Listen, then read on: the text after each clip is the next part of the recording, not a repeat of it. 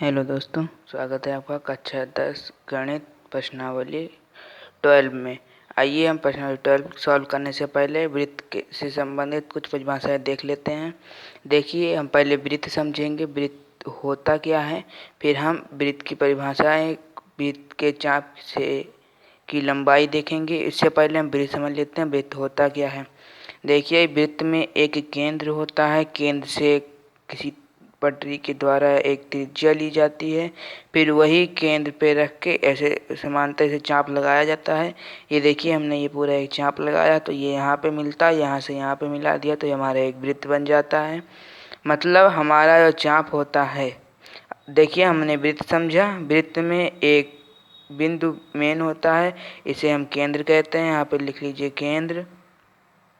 आप एक कापी और कलम ले लीजिए, उस पर आप नोट करते रहिए। ये है हमारा केंद्र। केंद्र से परिधि तक की दूरी, ये हमारा परिधि है। देखिए, ये हमारा परिधि है। परिधि तक की दूरी त्रिज्या कहलाती है, तो ये हमारा त्रिज्या है। मतलब हमारे केंद्र, मतलब हमारे पूरे वृत्त का मेन चीज़ है एक बिंदु जिसे हम केंद्र कहते हैं, एक कोई त्रिज्या जो हम पटरी के द्वारा नापते हैं, और जो उस पर घुमाया जाता है जिसको हम कहते हैं ये हमारा एक चाप है।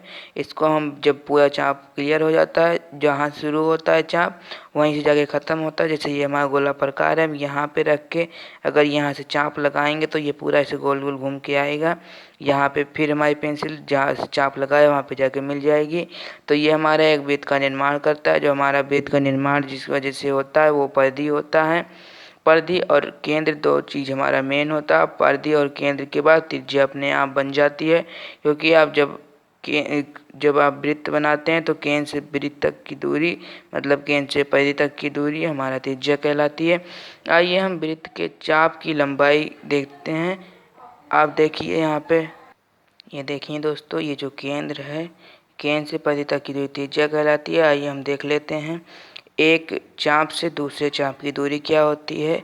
देखिए, ये हमारे एक चाप यहाँ लगे, यहाँ पे हमने लगाया। देखिए यहाँ पे एक चाप, यहाँ पे कोई चाप हमने लगाया, यहाँ पे एक चाप लगाया और ये पूरा इसे गोल गोल घुमा दिया।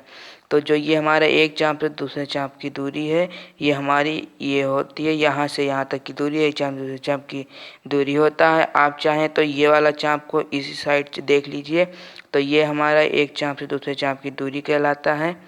आइए हम इसे और गहराई से समझ लेते हैं। देखिए, हम यहाँ से यहाँ तक का जो चाप लगाते हैं, ये हमारे एक चाप दूसरे चाप की दूरी कहलाता है। देखिए, ये जो हमारा बीच में एक गैप है, यही हमारे एक चाप से दूसरे चाप तक की दूरी कहलाता है। आइए हम वृत्त से जुड़े कुछ क्षेत्रफल देख लेते हैं। ये देखिए दोस्तों, ये हमारा है वर्ग का क्षेत्रफल। ये देखिए, ये हमारा पहला है वर्ग का क्षेत्रफल बराबर भुजा। जो ये देखिए, ये हमारी ये भुजा है, इस भुजा का वर्ग मतलब दुगना। त्रिभुज का क्षेत्रफल होता है 1/2 आधार गुणे ऊंचाई। आप इसे आधार गुणे लंबाई भी कह सकते हैं। ये तीसरा है हमारा समबाहु त्रिभुज का क्षेत्रफल। समबाहु मतलब जिसकी सारी भुजा बराबर होती है। मान लीजिए ये कोई त्रिभुज है, तो अगर इसका ये 5 सेंटीमीटर होगा तो इसका ये भी 5 सेंटीमीटर ही होगा, इसका ये 5 सेंटीमीटर होगा। अब कुछ भी हो, समबाहु त्रिभुज का मतलब सारी भुजाएं बराबर होती हैं, हमारा समबाहु त्रिभुज कहलाता है। इसका क्षेत्रफल हमारा आता है कर्णी 3/4 भुजा वर्ग, भुजा का वर्ग।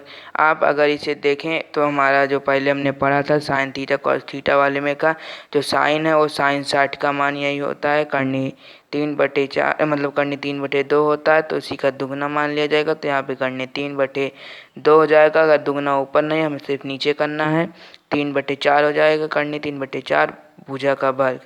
तो इस प्रकार हमारा आज का ये वीडियो समाप्त होता है। आपने वृत्त से संबंधित कुछ परिभाषाएं देखी, वर्ग से संबंधित कुछ परिभाषाएं देखी। अगर आपको समझ में आया हो तो कृपया हमारे इस चैनल पर लाइक करें, और हमारे फेसबुक ग्रुप से जुड़ना चाहें तो फेसबुक पे जाके क्लास 10 स्टूडेंट ग्रुप को सर्च कीजिए। उसके बाद एक हाथ का चिन्ह आएगा नीले रंग का, आप उस पर जाइए और वहाँ पे जाके आप देख सकते हैं अभी हमने नया ग्रुप शुरू किया है, उसमें 12 सदस्य हैं। आप जाके वहाँ पे ज्वाइन कीजिए, आपको यहाँ से पहले वहाँ पे अपडेट मिलती रहती है। Thank you.